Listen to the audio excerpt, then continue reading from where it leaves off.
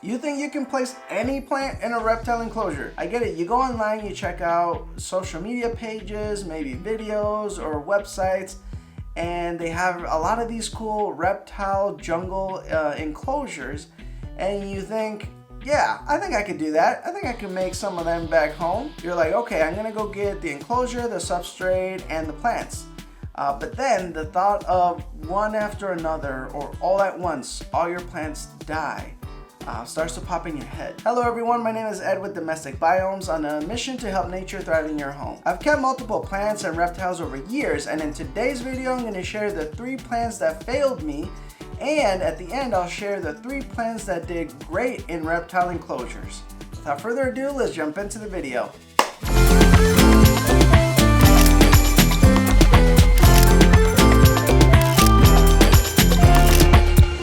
I was trying to build a tropical rainforest vibe for the enclosure for my crested gecko. Number 1, the polka dot plant. Now the plant actually did really great at the beginning. It was growing pretty fast. It was almost to the point where I thought it was going to be a hassle trying to maintain its growth and having to snip it off every week, once or twice a week. After a while, I started to realize that it was flowering, which at the time I didn't know what that meant. I thought it was just part of the plant, what it does. What I didn't know though was that when the polka dot plant flowers, it's essentially the end of its life, because this plant is an annual, which I did not know.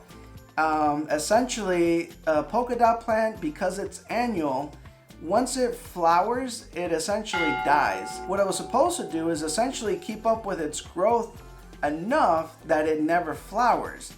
But because I wasn't keeping up with the pace that it was growing, it essentially got to the point to flower faster than I could maintain its growth.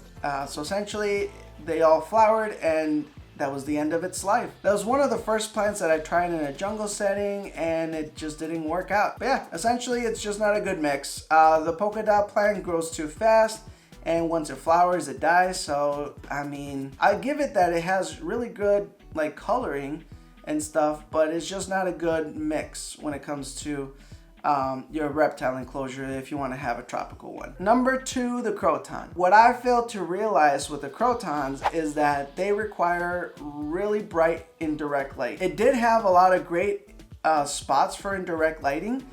The issue was that I didn't know it needed that much, and I instead placed the crotons on the outskirts of it and gave it essentially low light, which over time, I mean, they lasted for a while. It was about a year until they started whittling away. But yeah, essentially it was my fault.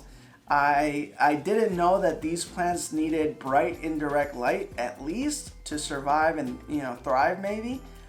And I placed them in dark and low light settings. And yeah, that was just not a great mix. But I take full credit for destroying these plants on accident. Just didn't know what they needed, and yeah, they definitely not gonna try that again. Number 3, the nerve plant. Now this guy is on the other hand. I thought that this guy for some reason wanted a lot of light, and yeah, I placed it basically like a succulent right in the right in the direction of my heat lamp, the UVB, and it was just getting blasted with all types of radiation. And I essentially, with this, the nerve plant, I essentially nuked it when the plant really just needs a little bit of a shade, medium to low light type of setting. So yeah, it was my fault again. I pretty much swapped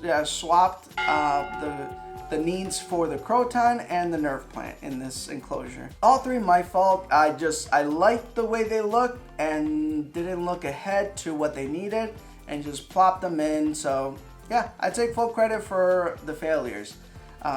It was on me. I should have looked to see what they needed and placed them in the right setup. I think they could have actually done all right. But yeah, either way, I'm not gonna get any of these guys for my next or if I make another tropical enclosure for reptiles. The 3 plants I do recommend for any tropical enclosure for reptiles is, number 1 for sure is the pothos. It's pretty indestructible. It's gonna do a great job of getting into the humidity, into the watering cycle. It's gonna do a really good job in a tropical rainforest reptile enclosure. Number 2, or another one, is the bromeliads. They're also really good with these type of enclosures, and when it comes to crested geckos in particular, it actually helps them find good spots for drinking because the bromeliad ends up acting kind of like a cup. So yeah, you can water it and it'll hold pretty well in the middle of the water, and yeah, your crested gecko can go along, find it, and take a couple sips. So yeah, I would definitely recommend the bromeliad because it has 2 different types of functions. It serves as aesthetics and also as a cup for drinking water for your crested gecko. Number 3 is the spider plant, where essentially it kind of combines the 2 into 1. It somewhat looks like a bromeliad, but also functions similar to a pothos, where it helps fill out the rest of the enclosure and make sure it looks pretty tropical and cool. Now you know the 3 plants that failed me and 3 plants that would do great in a tropical reptile enclosure. Let me know in the comments if these 3 actually worked for you, or which other 3 you would recommend for anybody that wants to do a tropical reptile enclosure. Thank you for watching. Please hit the subscribe button to help the channel out, and if you're interested in watching more videos, take a look at the ones I selected in the next screen, and if not, I'll see you in the next upload.